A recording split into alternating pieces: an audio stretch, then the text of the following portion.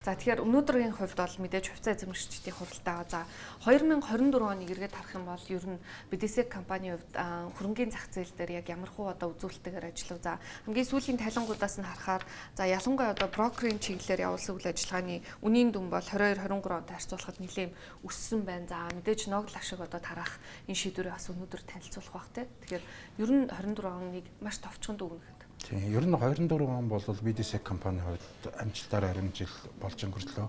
Бид нар 24 онд хамгийн анхны орон нутгийн бонд болох Улаанбаатар нийслэлийн бондын 500 тэрбум төгрөгийн бондын андеррайтераар ажилласан. За хаан банкны ногоон бонд, төрийн банкны ногоон бондыг бас зах зээл дээр гаргасан. За бидний брокерийн үйл ажиллагааны хувьд хөрөнгөний бирж дээр хийгдсэн нийт арилжааны 37%-ийг нь дангаараа гүйцэтгээд нэг их найд гаруй төгрөгийн арилжааг хийсэн.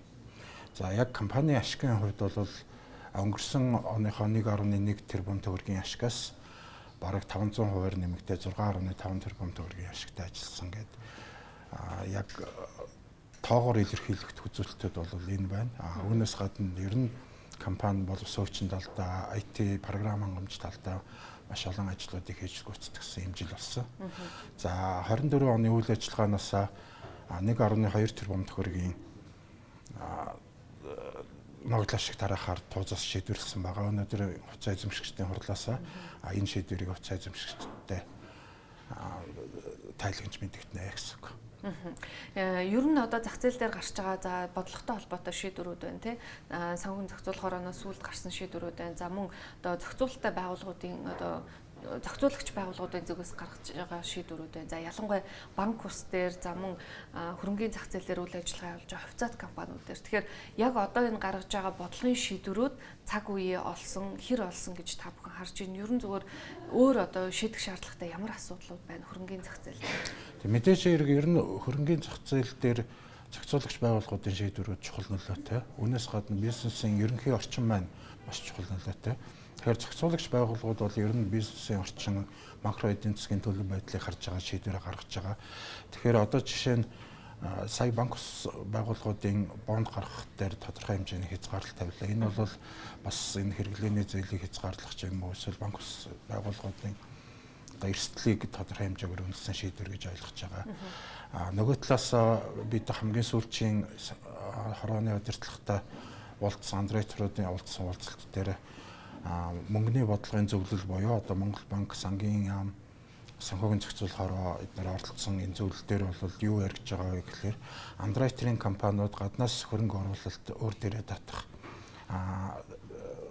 валютын урсгалыг бий болгох. За энэ үгээр дотоодын зах зээл дээр хөрөнгө оруулалт хийх, андеррайтингийн үйл ажиллагааг дэмжих. За энэ дээр доторын бодлогоор одоо банкны салбар гадаадаас хөрөнгө оруулалт татхад үзүүлдэг тодорхой доторын хөнгөлөлтийг энэ андеррайтинг хөрөнгөний зах зээл дээр мөн үзүүлэх тал дээр бас ойлголцоод бас энийг хуульд тусгах гээд явж байгаа гэж ойлгож байгаа.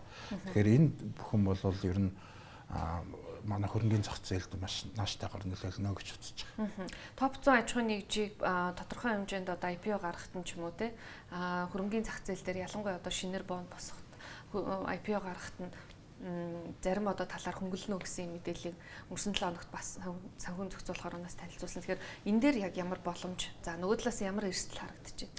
Энэ бол ер нь цаг хугацааны хувьд одоо хөрөнгөний зах зээл дээр одоо бонд гаргах ч юм уу те IPO бол арай өөр асуудалтай чинь. Жишээ нь одоо бонд гаргах ажил маань өөрөө банкны зээлтэй өрсөлддөг ийм салбар. Тэгэхээр банкны зээлийн хүсэл төгснөөс хойш ямар хугацааны дотор компани зээлээ авч болж байна. Тэр хугацаатай манай хөрөнгөний зах дээр гарах бондын шийдвэр гаргалтын хугацаа болон мөрдүүлэх бичиг баримт юм хол зөрүүтэй байж болохгүй.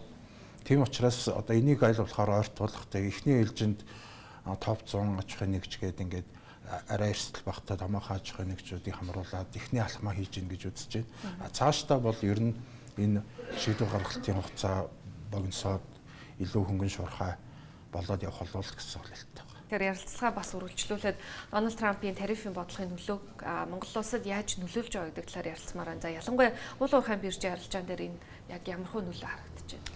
Уул уурхайн биржийн арилжаа эхний 3 сард буюу 1-р улиралд бол нэлээд бууралттай арилжигдсныг та бүхэн бүгдээрээ мэдж байгаа.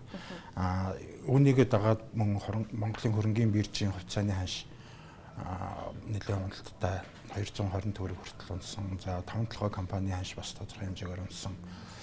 Ийм байдалтай байсан. 4-р сард бол саяхан мэдээ гарсан. 4-р сард эхний 3 сарыг нийлүүлснээр дүүцэх хэмжээний уул уурхайн бүтээгдэхүүний арилжаа, нөөцний арилжаа хөрөнгийн бирж дээр явагдсан гэдэг мэдээтэй зэрэгцээд одоо хөрөнгийн бирж болон 5-7 компани ханш одоо мөн дагаад өсөөд эхлэх жишээтэй байгаа. Мэдээж эерэг манайх нийт бүтээгдэхүүнийхээ экспортынхаа 90% хятад улсад гаргадаг гэдэг утгаараа энэ тарифын дай манай нийт эдийн засагт бол нөлөөлж байгаа. Хөрөнгийн зах дээр бол энэ нөгөө тодорхой одоо экспорттой холбоотой хувьцаат компаниудад нөлөөлж байгаа. Энэ нь бол манай дээр харьцангуй бага. Манай дээр бол дотоодын эдийн засгийн нөлөөлөл бол илүү тод ажиглагддаг. Яг нь олон улсын хөрөнгийн зах зээлийг аваад үзэх юм бол за Дональд Трампын одоо эхний 100 хоногийн хугацаанд хөрөнгийн зах зээл дээр үзүүлсэн нөлөөлөл нь өмнөх одоо ерөнхийлөгч нарын нөлөөлөлтэй харьцуулахад хамаагүй өндөр байна гэсэн юм тооцоолол гарсан байна. Тэгэхээр ер нь яг одоо ингээд хөрөнгийн гадагшлах урсгал Америкийн улсаас гарч байгаа, ялангуяа хөрөнгийн зах зээлээс гарч байгаа энэ Монгол улсад бас гадны хөрөнгө оруулалтыг татах, энэ хөрөнгийн зах зээл дээр гадны хөрөнгө оруулагчдыг татах ямар одоо шинэ боломжууд байж болох вэ? Тийм сая түрүүн би дурдсан одоо санхүүгийн зохицуулах хороо болон бусад шийдвэр гаргагчдтай энэ андеррайтерын компаниудаар дамжуулаад гаднаас хөрөнгө оруулалт хөрөнгийн зах зээл рүү оруулах бололцоог доторын татварчин бүртгүүлэх замаар одоо бий болгох бололцоо байгаад байгаа. Тэгэхээр энэ дээр бол ер нь манай санхүүгийн байгууллагууд санал нэгтэй байгаа гэж би ойлгож байгаа. За үүнээс гадна одоо тодорхой энэ хөрөнгийн зах зээл болон дэлхийн нийтийн санхүү геополитикийн нөхцөл байдалтай холбоотойгоор мэдээж алтны ханш хамгийн хөрөнгө оруулалт хамгийн эрсдэлгүй хөрөнгө оруулалт гэдэг утгаараа алтны ханш мэдээж өсдөг. За манай дээр хөрөнгийн биржтэй бүртгэлтэй ганц алтны компани бол Эрдэнэ Resource Development компани байгаа. Энэ маань өөрөө Канадын Торонтогийн хөрөнгийн бирж дээр арилжигддаг. Манай дээр давхар бүртгэлээ хийгээд арилжаалагдж байгаа. За дэлхийн нийтээрээ болон Монгол улсад одоо энэ сүүлийн 1 сарын турш ажиглагдж байгаа энэ одоо хугацааны үнийн уналтын эсрэг одоо жишээ нь алтны үнэнийхээ өсөлтийг дагаад энэ алтны компаниудын хувьцаа жишээ нь маш өндөр өсөлттэй байх жишээтэй. Энэ мэдээж эерэг ингээд ийм тухайн компаниуд дээр шалтгаалаад эдийн засагт янз бүрээр нөлөөлж байна л да. Одоо компаниудын хувьцааны ханшид ч гэсэн янз бүрээр нөлөөлж байгаа. Тэгэхээр төгсгөл маш товч асуу. Ойрын хугацаанд та бүхний одоо харж байгаа ер нь зах зээл хэр тогтвортой байх вэ? Ер нь бол яг уу манай хувьцаат компаниудын ногд ашиг тараах бүртгэлийн өдөр 3 сарын сүүлд 4 сарын ихээр бүгдээрээ болоод дуусдаг. Өөрөөр хэлбэл 24 оныхаа ногд ашгийг авах бүртгэл нь явагдаад дуусдаг. Юунтэй зэрэгцээд хавар болоход хөдөө аж ахуй, барилга, уул уурхайн бизнесүүд ингээд идэвхжиж эхэлдэг учраас бас тэр бодит салбарууд руу тодорхой хэмжээний мөнгөний урсгал явагддаг учраас ер нь 4-5 сар 6 сарын их хүртэл ерөнхийдөө ийм ханшийн уналт ер нь жил болгон ажиглагддаг. Энэ уналт бол зөвхөн цаг хугацааны шинж чанартай. Ер нь манай хөрөнгийн зах зээл бол маш потенциалтай. Ялангуяа энэ санхүүгийн байгууллагууд, банкны хувьцаанууд бол маш өндөр, компаниуд маш өндөр ашигтай ажиллаж байгаа.